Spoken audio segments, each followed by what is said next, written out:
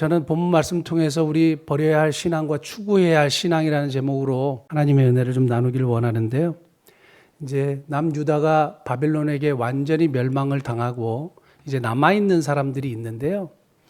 이제 남아있는 사람들이 오늘 예레미야에게 와가지고 하나님의 뜻을 묻는 그런 이제 내용인데, 조금 더 배경을 설명하면 하나님의 뜻을 묻는데 이 사람들의 문제가 뭐냐 하면 마음을 이미 다 결정을 하고 하나님의 뜻을 묻는 거예요. 그러니까 이미 뭔가를 다 계획하고 결정하고 그렇게 하기로 했어요.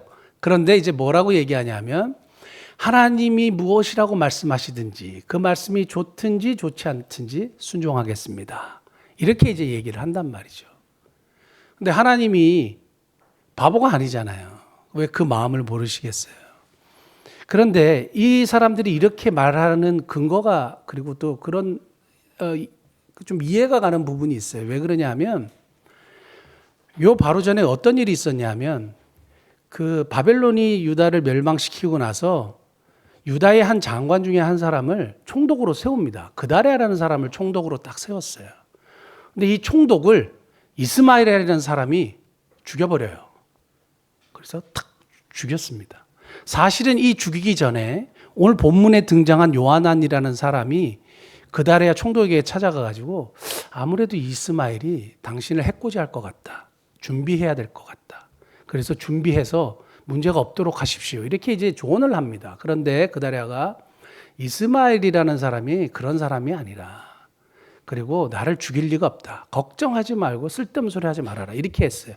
근데 결국 이스마엘에게 그다랴가 죽임을 당합니다. 죽임을 당하고 난 다음에 이제 이스라엘 백성들이 남아있는 사람들을 데리고 어디로 이제 가려고 하냐면, 왜냐하면 바벨론 왕이 총독으로 세웠으니까 죽였다는 이야기를 알면 어떻게 하겠어요? 가만두지 않겠죠. 그러니까 남아있는 이스라엘 백성들을 데리고 자기가 내통하고 있었던 암몬이라는 곳으로 이제 가려고 합니다. 그래서 막 백성들을 데리고 암몬으로 갈 때에 그 소식을 들었던 요하난과 일행들이 이스마엘을 추격해서 쫓아갑니다. 쫓아가는데 그 유다 백성들이 이 이스마엘하고 가고 싶지 않았나 봐요. 그래서 요하난을 보고 우와 하고 요하난에게 다 돌아옵니다.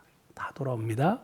그리고 이스마엘은 8명만 데리고 이제 암몬으로 이렇게 가게 되고, 이제 요하난이 그 남아있는 자기에게 돌아온 백성들을 데리고 누구에게 이제 찾아오냐 하면 예레미야에게 찾아옵니다. 그래서 예레미야에게 찾아와서 우리가 지금 애굽으로 가려고 하는데, 이런 얘기는 하지 않고 하나님의 뜻이 무엇이냐, 그리고 애굽으로 가는 것이 하나님의 뜻인지 아닌지, 그리고 어떻게 하는 것이 하나님의 뜻인지 아닌지 묻습니다. 이제 물으니까 예레미야가 그럼 내가 하나님께 기도하겠다 하고 이제 이야기를 하는 이제 본문의 내용이 이제 등장하게 되는데요.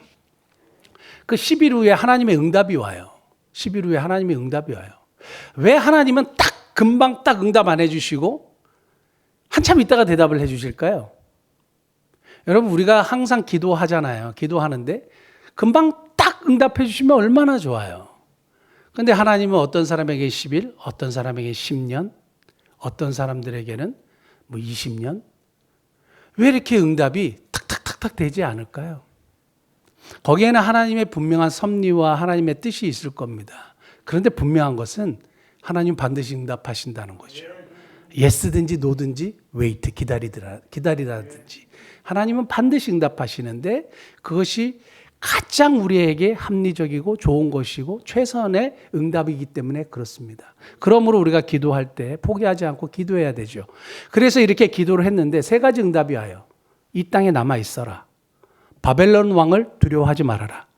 애굽으로 가면 죽는다. 이거예요. 이 땅에 남아 있어라. 바벨론 왕을 두려워하지 말아라. 애굽으로 가면 죽는다. 이 답을 이제 딱 받았어요. 이 답을 딱 받았는데 뭐라 그랬습니까? 하나님이 그렇게 말씀하실 리가 없다. 이제 이렇게 얘기하고 그 말씀에 대해서 불순종합니다. 불순종하고 애굽으로 결국에는 자기들이 원하고 바라고 생각했던 대로 하나님의 응답과는 전혀 상관없이 자기들이 결정한 대로 가게 되죠. 이제 그것이 이제 본문에서 이야기하는 내용인데요. 제가 이 말씀을 쭉 보면서 우리가 진짜 버려야 할 신앙이 있구나. 우리가 버려야 할 그런 생각들이 있구나. 그것을 발견하게 돼요. 첫 번째가 뭐냐 하면 결제를 추구하는 신앙이에요. 결제를 추구하는 신앙인데 이 결제를 추구하는 것은 뭐냐 하면 방금도 말씀드렸지만 내가 다 계획했어요. 내가 다 결정했어요. 사실은 이게 하나님 보시기에 좋은지 나쁜지 상관없어요. 그냥 내가 결정했는데 여기에 하나님이 딱 도장을 찍어주시기를 원하는 거예요. 그래서 딱 이 일이 형통하기를 원하는 거예요. 그래서 이 일이 이루어지기를 원하는 거예요. 이게 결제를 추구하는 신앙인데 이것이 굉장히 위험하고 바람직하지 않고 비성경적이고 하나님이 기뻐하지 않는 신앙이기 때문에 그렇습니다. 오늘 본문 말씀 43장 우리 성경 한 번만 더 찾아볼까요? 예레미야 43장 1절 2절 보면 예레미야가 모든 백성에게 그들의 하나님 여호와의 말씀 곧 그들의 하나님 여호와께서 자기를 보내사 그들에게 이르신 이 모든 말씀을 말하기를 마치니 하나님의 응답을 얘기했단 말이에요. 호사의 아들 아사랴와 가랴의 아들 요하난과 모든 오만한 자가 예레미야에게 말하기를 너가 거짓을 말하는도다. 우리 하나님 여호와께서는 너희는 애굽에서 살려고 그리로 가지 말라고 너를 보내어 말하게 하지 아니하셨느니라. 하나님이 분명히 응답을 예레미야를 통해서 하셨음에도 불구하고 그것을 듣지 않아요. 왜냐하면 자기들이 원하는 결제가 아니었어요. 다시요. 내가 원하는 결제가 아니었기 때문에 그것을 거부합니다. 결제를 추구하는데 문제가 뭐냐 하면 내가 원하는 결제를 무조건 받고 싶은 거예요. 지금도 마찬가지예요. 여러분 기도를 하잖아요. 우리가 원하는 것을 기도하잖아요. 내가 원하는 것을 기도하잖아요. 거기에 하나님의 결제가 정말 떨어지기를 원하는데 그 결제가 안 떨어지면 어떻게 하시겠어요? 반대의 결제가 나오면 어떻게 하시겠어요? 여기서 제가 늘 자주 이렇게 말씀드리는 미신과 진짜 신앙의 차이가 나와요. 진짜 미신적인 신앙과 내가 진짜 신앙을 가지고 있는지 점검해 볼 수 있어요. 그건 뭐냐 하면 미신은 뭡니까? 내가 하나님을 설득하는 거죠. 그리고 내가 하나님을 바꾸는 거죠. 신을 바꾸는 거죠. 그래서 신을 설득해서 어떻게 해요? 내가 원하는 것을 이루는 거죠. 그런데 진짜 신앙은 뭐냐 하면 하나님이 나에게 원하시는 것을 듣는 거죠. 그리고 하나님께서 원하시는 모습으로 내 삶을 바꾸어 가는 거죠. 그래서 진짜 신앙은 내가 변해가는 것이고 미신은 뭐냐 하면 내가 신을 바꿔가는 거예요. 내가 하나님을 자꾸 바꾸려고 하는 거예요. 그래서 내가 원하는 걸 이루려고 하는 거예요. 근데 진짜 신앙은 내가 바뀌는 거예요. 내가 달라지는 거예요. 신앙생활을 수십 년 해오고 지금 몇 년 동안 계속 해오는데 내가 달라지지 않고 내 성격이 그대로고 여전히 나는 똑같은 고집을 가지고 있으면 나는 미신을 추구하는 신앙일 수 있어요. 진짜 크리스찬은 하나님 앞에서 나를 변화시켜 가는 거예요. 왜요? 하나님의 뜻을 내가 계속 듣고 내 자신을 바꿔가는 것이기 때문에 그래요. 지금도 내가 결제를 계속 원하고 내가 바라는 것만 이루어지기 원하면 내가 진짜 추구하는 신앙은 미신을 지금 섬기고 있는 거예요. 우리가 헌금 많이 내고 내가 원하는 걸 이루고 하나님은 그런 분이 아니잖아요. 내가 돈을 많이 내서 신을 설득해요. 그거는 무당들에게 우리 이 구슬을 하면서 계속 돈을 놓는 것과 똑같은 행위이죠. 우리는 그렇게 헌금하지 않습니다. 그렇게 하나님을 섬기지도 않고 그렇게 예배하지도 않아요. 중요한 건 뭐냐면 여러분 내가 진짜 미신적인 신앙을 가지고 있는지 진짜 신앙으로 예수님과 하나님을 섬기고 있는지 한번 내 자신을 돌아볼 수 있기를 원합니다. 성격이 바뀌고 계세요? 여러분들의 생각과 신앙이 점점 성숙하고 계시냐고요? 아니면 여전히 똑같으냐고요? 바뀌지도 않고 똑같고 똑같은 생각에 똑같은 고집에 똑같은 사고방식에 그리고 주님을 사랑한다고 얘기하고 그러면 이거는 미신을 추구하는 신앙하고 똑같아요. 왜냐하면 내 삶이 변화되지 않는다는 것은 여전히 결제를 추구하는 거예요. 어떤 결제요? 내가 원하는 것만 결제를 추구하는 거예요. 그렇게 되면 하나님의 역사가 그 삶 속에 일어나지도 않고 하나님의 역사를 우리가 볼 수도 없는 겁니다. 나의 변화 유무를 한번 살펴보십시오. 내가 변화하고 있는가? 내가 교회를 다니면서 신앙생활 하면서 내가 변화하고 있는가? 변화하고 있다면 여러분 신앙생활 잘하고 계시는 거예요. 사고방식이 바뀌고 있고 가치관이 바뀌고 있고 성격이 좀 바뀌고 있고 옛날에는 막말했는데 옛날에는 막 18이 쉽게 나왔는데 저는 가끔가다 우리 권사님들이나 집사님들인데 갑자기 옆에서 이러면서 욕이 나오는 걸 보고 제가 깜짝 놀랐어요. 목사가 옆에 있는데 왜 그러지? 그게 뭐냐 면 습관인 거예요. 물론 그럴 수 있죠. 물론 그럴 수 있는데 그것이 10번 하다가 5번으로 줄고 5번 하다가 3번으로 줄고 하는 거죠. 그것이 변화되는 거예요. 사랑하는 성도 여러분, 이러한 결제를 추구하는 신앙에서 벗어나는 복된 은혜가 있기를 원합니다. 두 번째는 뭐냐 하면 오늘 42장 2절 보면 이 요한한 일행들이 찾아와가지고 계속 이런 이야기를 해요. 선지자 예레미야에게 이르되 당신은 우리의 탄원을 듣고 이 남아있는 모든 자를 위하여 누구의 하나님? 당신의 하나님 여호와께 기도에 있어서 당신은 보는 바와 같이 우리는 많은 사람 중에서 남은 적은 무리이다. 3절 또 보시면 당신의 하나님 여호와께 우리가 마땅히 갈 길과 할 일 보이시기를 원합니다. 자꾸 당신의 하나님이라 그러니까 예레미야가 정말 지혜롭게 이렇게 얘기합니다. 4절 말씀 보면 선지자 예레미야가 그들에게 이르되 내가 너희 말을 들었은즉 너희 말대로 누구의 하나님? 너희의 하나님, 너희 하나님이요. 야, 어떻게 이렇게 지혜롭게 탁 가르칠 수 있을까?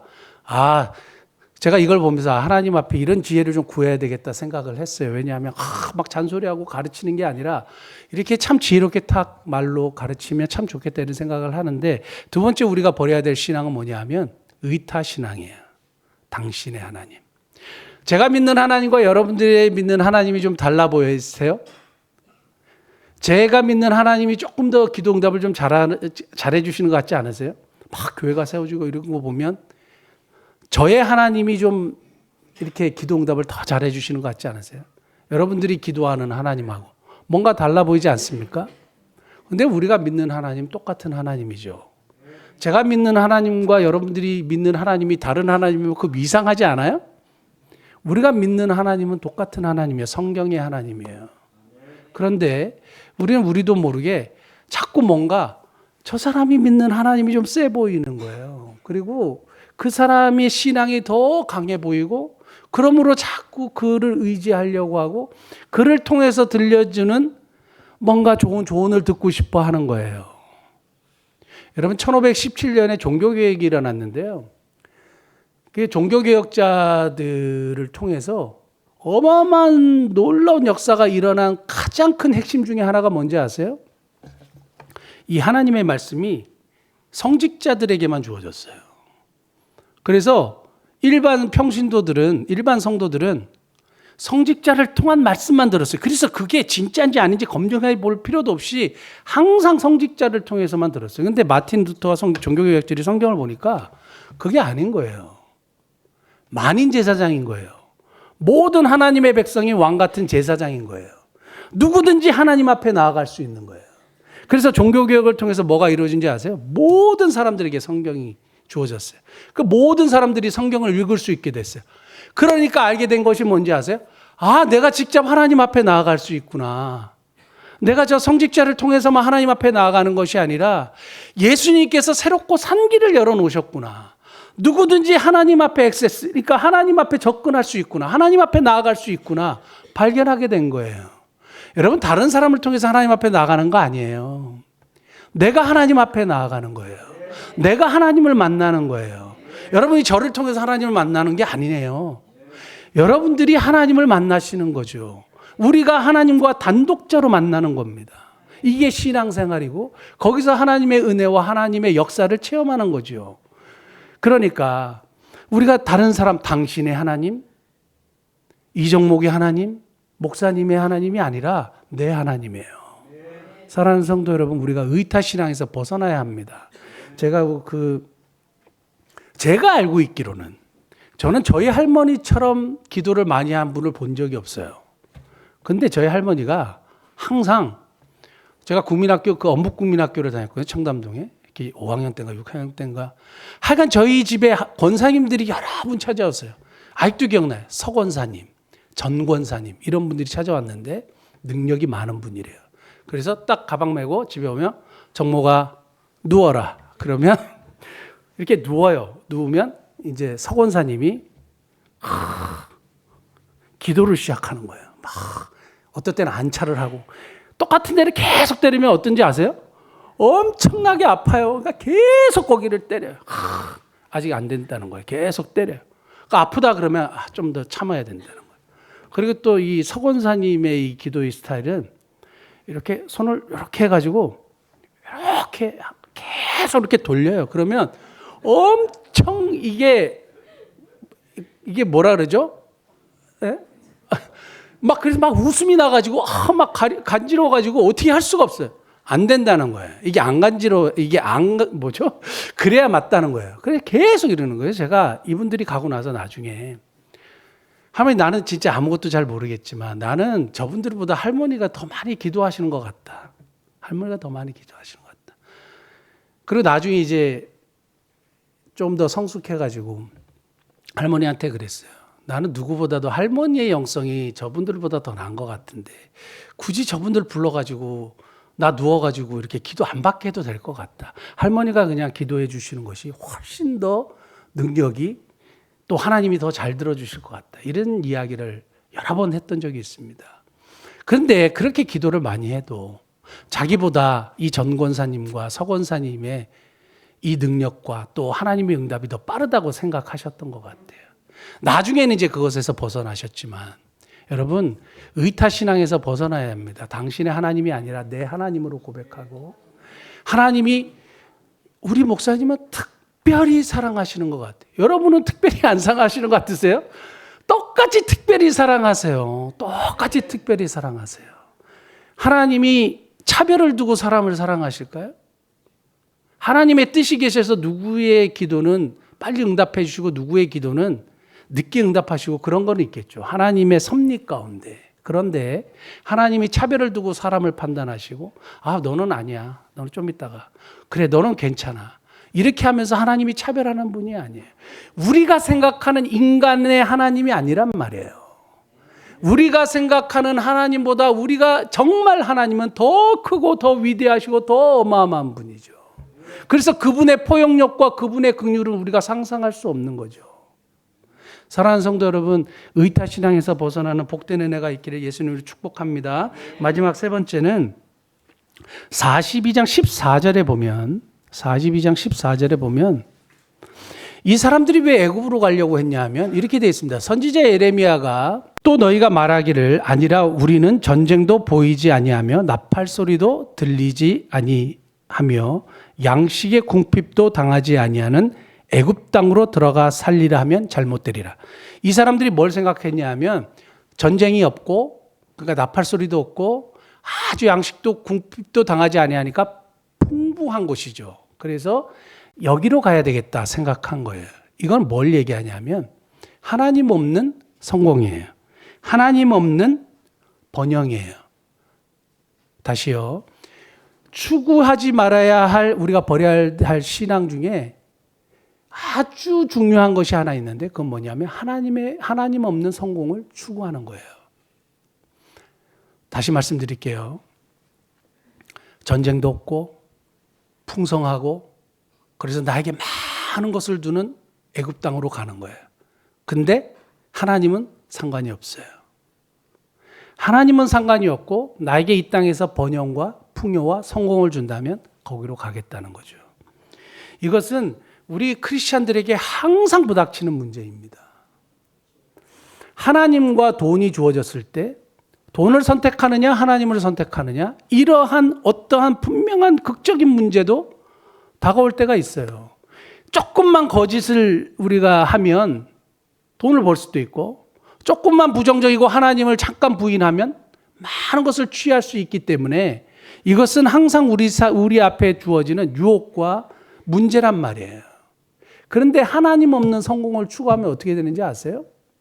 하나님 없는 성공을 추구하면 어떻게 될 것 같았어요? 하나님께서 분명히 그랬어요. 애굽으로 가지 마. 이 땅에서 버텨. 나와 함께 이 땅에서 버티는 게 나의 뜻이야. 저는 지금도 이렇게 분명하게 생각해요. 우리가 조금 피하고 조금 하나님 부인하고 번영할 수도 있고 뭐 부유할 수도 있고 잘 나갈 수도 있는데요. 결국 그 결말은 멸망입니다. 결국 그 결말은 하나님 없는 완전한 멸망으로 갈 수밖에 없다는 것을 우리가 발견하게 됩니다. 공부하고 사업 잘하고 성공하지 말라는 게 아니에요. 하나님 없는 성공과 하나님 없는 부요함을 추구하지 말라는 겁니다. 출애굽기 33장에 보면 무슨 이야기가 나오냐면 모세가 시내산에 올라가서 이제 율법 10계명을 받습니다. 근데 이 40일 동안 그 시내산에 있으니까 밑에 있는 사람들이 모세가 어떻게 됐나? 이렇게 하다가 뭘 만들었냐 하면 금송아지를 만들고 이것이 우리를 인도한 여호와다. 이렇게 이제 섬기기 시작하고 막 밑에서 난리가 났습니다. 40일 지나서 내려와 보니까 금송아지를 섬기고 우상을 섬기고 이스라엘 백성들이 난리가 나니까 돌판을 깼잖아요. 돌판을 깼습니다. 그만큼 화가 났어요. 근데 모세도 화가 났지만 하나님도 화가 났어요. 내가 다 쓸어버릴 테니까 내가 모든 민족을 다 없애버릴게. 그리고 새로운 민족을 만들어서 너로 하여금 약속의 땅에 들어가게 해줄게. 이렇게 얘기합니다. 그러니까 이제 모세가 이런 기도를 해요. 이 백성을 여기까지 인도해 놓고 다 죽이시면 하나님의 이름이 어떻게 되겠습니까? 그리고 이 사람들을 죽이시려면 저도 생명책에서 제 이름을 지워버려 주십시오 하고 그 멋있는 기도를 하잖아요. 그렇게 기도하고 나서 오케이, 네 얘기를 내가 들을게. 약속의 땅에 들어가게 해줄게. 백성들 다 보내고 너 가. 그래서 너희들이 심지 않은 것, 너희들이 노력하지 않은 그 부동산 다 줄게. 이렇게 얘기했어요. 근데 나는 안 가. 하나님이 그렇게 얘기해요. 근데 하나님이 어디든지 계시는 분이잖아요. 근데 상징적으로 표현하셨지만 나는 너희와 함께 하지 않을게. 그리고 나는 안 가겠어. 이렇게 하니까 모세가 33장에 이렇게 이야기합니다. 33장 15절 16절. 모세가 여호와께 아뢰되 주께서 친히 가지 아니하시려거든 우리를 이곳에서 올려보내지 마옵소서. 16절. 나와 주의 백성이 주의 목전에 은총을 입은 줄을 무엇으로 알리이까? 주께서 우리와 함께 행하심으로 나와 주의 백성을 천하 만민 중에서 구별하심이 아니니까. 하나님의 백성이라는 정체성은 하나님이 함께 하신다는 것으로 증명하는 것이지 무엇으로 증명하겠습니까? 하나님. 우리는 가나안이요. 하나님이 없는 가나안이 필요가 없습니다. 그 부동산이나 그 가나안 사람들이 막 일궈놓은 그 엄청난 문명과 부동산을 우리에게 주신다 한들 하나님이 없으면 그게 무슨 소용이 있겠습니까? 하나님이 같이 가셔야죠. 이거예요. 사랑하는 성도는 진짜 신앙은 하나님과 함께 하는 거예요. 그러니까 하나님이 없는 부요함, 성공, 번영 이것을 추구하면 안 되는 거예요. 하나님이 원하시면 부요함도 주실 수 있고 번영도 주실 수 있고 성공도 주실 수 있어요. 그러므로 우선순위로 두어야 할 것은 하나님과 동행하는 삶이에요. 그러므로 하나님과 동행하는 삶이 잠깐 고통스러운 삶일 수도 있고 어려운 삶일 수도 있고 쉽지 않은 삶일 수도 있어요. 그런데 하나님은 나와 함께 버티자 이거예요. 나와 함께 가자 이거예요. 그러면 하나님께서 책임지신다 이거죠. 사랑하는 성도들, 하나님이 우리에게 진짜 그것이 필요하다고 여겨지면 안 주시겠습니까? 당연히 주시죠. 모세가 얘기했던 것은 하나님이 없는 성공 필요 없고 하나님이 없는 부동산 필요 없고 하나님이 없는 부요함 필요 없다 이거예요. 하나님 없는 가난은 아무 소용없다 이거예요. 하나님이 함께 하셔야 된다 이거죠. 사랑하는 성도들, 우리가 버려야 될 세 번째는 하나님 없는 성공입니다. 꼭 기억하십시오. 세 가지 말씀드렸는데 첫 번째는 결제를 추구하는 신앙이고 두 번째는 의타 신앙이고 세 번째는 하나님 없는 성공을 추구하는 신앙 버려야 합니다. 그러면 우리가 추구해야 될 신앙은 뭐냐? 오늘 제가 요나서 3장을 읽었는데요. 우리가 요나서에 대한 이야기를 너무너무 잘 알고 있지만 저는 항상 이 요나서 3장을 볼 때마다 저의 사고와 생각을 바꿔놓은 말씀이에요. 그래서 너무너무 이 3장의 말씀을 좋아하는데 그래서 우리가 추구해야 되는 신앙은 뭐냐? 딱 두 단어만 기억하면 좋겠습니다. 아멘과 후스요. 아멘과 후스.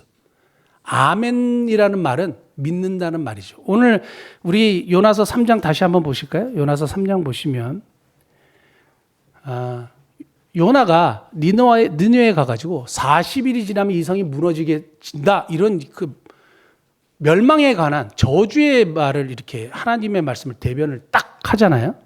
근데 5절 말씀 보면 니느웨 사람들이 하나님을 믿고 이게 아멘이에요. 그러니까 믿었어요. 오케이. 놀랍지 않습니까? 유다 백성들은 하나님이 그렇게 말씀을 하셨는데 그렇게 하겠다고 해놓고 그렇게 안 했는데 하나님을 믿지 않는 이 이방 민족은 아멘 그대로 받아들이고 그리고 그것을 믿었어요. 아, 자기들이 죽었구나. 40일에 멸망당해야겠구나. 그리고 뭘 얘기하냐면 우리가 금식하자. 그리고 하나님께 기도하자. 하나님이 뜻을 돌이키실지 안 돌이키실지 어떻게 아느냐. 그러니까 하나님이 뜻을 안 돌이키신다는 쪽보다는 하나님이 뜻을 돌이키신다는 쪽에 우리의 믿음을 두고 기도하자. 여러분, 오늘 성경에 보면, 원어 성경에 보면 who knows? 누가 아냐 이거예요. 하나님이 이렇게 하실지 저렇게 하실지 어떻게 아냐 이거예요. 그렇다면 나는 뭘 선택하겠느냐? 하나님이 뜻을 돌이키시고 나를 불쌍히 여기실 것을 선택하겠다 이거예요. 그래서 그것을 위해서 기도했어요. 그래서 제가 후스라는 단어를 어디서 찾았냐면 4장 맨 마지막에 보면 요나서의 결론에 4장 맨 마지막에 보면 하물며 이 큰 성읍 니느웨에는 좌우를 분별하지 못하는 자가 12만 명이요 가축도 많이 있나니 내가 어찌 아끼지 아니하겠느냐 이렇게 돼 있습니다. 그러니까 요나가 하나님이 뜻을 돌이키시고 느느웨 백성들을 살려주겠다 그러니까 화가 났어요. 그러니까 하나님이 너 왜 이렇게 화내냐 이렇게 얘기했어요. 그러면서 하나님이 뭐라고 말씀하셨냐 하면 네가 박농쿨 같은 것도 아꼈는데 좌우를 분별하지 못하는 이 12만 명을 내가 아끼는 것이 왜 합당하지 않냐 이렇게 얘기하는데 저기서 아낀다는 단어가 후스예요. 내가 그들을 아낀다. 그들을 불쌍히 여긴다 이거예요. 다시요. 그들을 아끼고 불쌍히 여긴다 이거예요. 우리가 추구해야 되는 신앙은 뭐냐면 어떤 결론이든지 어떤 응답이든지 하나님이 우리에게 허락하시는 기도의 응답은 아멘으로 받아야 하고 그것이 부정적인 경우에 그것이 좋지 못할 경우에 예를 들어서 갑자기 암을 선고받았다는 경우나 아니면 사업에 어려움이 있다는 경우나 하여튼 나의 삶에 어떤 심각한 문제가 찾아왔을 때 무엇을 추구해야 돼요? 후스를 추구하는 거예요. 하나님의 긍휼을 추구하는 거예요. 나를 아끼시는 하나님을 신뢰하고요. Who knows? 누가 알겠느냐? 누가 알겠느냐? 이렇게 하실지 저렇게 하실지 어떻게 알겠느냐? 그럼 뭘 선택하는 거예요? 하나님의 긍정을 선택하는 거예요. 제가 왜 긍정적인지 아세요? 제가 왜 이렇게 항상 이렇게 긍정을 선택하는지 아세요? 이 요나서의 3장의 말씀이에요. 요나서의 3장의 말씀 때문이에요. 그럴 수도 있고 안 그럴 수도 있잖아요. 그런데 사람들하고 얘기해 보면 항상 안 그런 쪽에 마음을 가요. 그리고 그것 때문에 불안해해요. 그런데 오히려 하나님을 믿지 않았던 이 니느웨 백성들을 통해서 우리에게 하나님께서 강력하게 말씀하시는 건 뭐냐면 누가 아냐 이거예요. 그런데도 불구하고 나는 하나님의 긍정을 선택하겠다 이거예요. 후스, 긍휼히 여기시는 아끼지 아니하시는 하나님의 그 캐릭터를 의존하겠다 이거예요. 제가 진짜 신앙적으로 되게 존중한 분이 한 분 있었어요. 지난번에도 한번 제가 말씀드린 기억이 있는데요. 근데 이분에게 육신의 질병이 찾아왔어요. 나는 이분의 신앙을 굉장히 존중하거든요. 그리고 굉장히 높이 평가를 했습니다. 항상. 그런데 육신의 질병이 딱 찾아와서 저를 만나고 같이 식사를 하는데요. 죽을 병이 아니에요. 죽을 병이 아닌데 뭐라고 하냐면 저는 이 밀가루를 먹으면 안 됩니다. 드시지 마세요. 저는 이런 음식을 조심해야 됩니다. 그래 조심하세요. 저는 이런 것들을 다 조심해. 하도 막 조심해야 된다 그러고 막 이거 막 자꾸 이렇게 얘기하니까 제가 열받았어요. 이분의 신앙 아니 시한부 선고받은 사람 앞에서 지금 무슨 얘기하는 거냐고 지금. 그러니까 이분이 입을 탁 다물었어요. 이게 뭐냐면 사실 큰 문제도 아닌데요. 엄청나게 불안해하고 걱정하고 염려하고 건강 신경 쓰고 막 그러더라고요. 어떤 문제가 딱 부닥치니까요. 딱 보여요. 부정적인 걸 선택하는지 긍정적인 걸 선택하는지 하나님을 정말 신뢰하는지 아니면 지금 현상에 대해서 자꾸 염려하는지 환경 보고 막 두려워하는지 딱 보여요. 여러분 하나님은 자비가 어마어마한 분이에요. 그리고 하나님은 나와 여러분들을 아끼는 분이에요. 긍휼히 여기는 분이에요. 그분을 신뢰하면 우리가 이 자질구레한 문제 앞에서 자꾸 부정적이고 걱정하고 염려할 게 사실 뭐가 있겠어요. 저는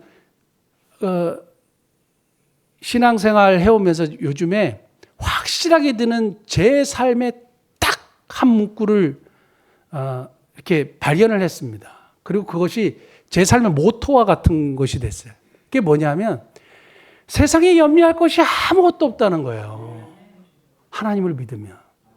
저희 아내와 저희 가족들에게 한번 물어보세요. 세상에 염려할 게 아무것도 없어요. 너무 염려를 안 해서 문제가 되는지 모르겠는데요. 주님이 염려하지 말라 그랬잖아요. 여러분 세상에 염려할 게 아무것도 없습니다. 문제가 생기면 이럴지 않을지 어떻게 아세요? 그리고 하나님, 후스의 하나님을 의지하시고 기도하십시오. 하나님이 반드시 은혜를 베푸시는 역사를 분명히 우리 삶 가운데 보여주실 겁니다. 사랑하는 성도 여러분, 우리가 버려야 할 신앙 세 가지 말씀드렸는데 결제를 추구하는 신앙과 의타신앙과 하나님 없는 성공을 추구하는 신앙을 버려야 하고 우리가 추구해야 될 신앙은 어떤 하나님의 응답이 오든지 아멘으로 받고 후스의 하나님을 신뢰하시는 저와 여러분 되시기를 예수님 축복합니다. 기도하시겠습니다.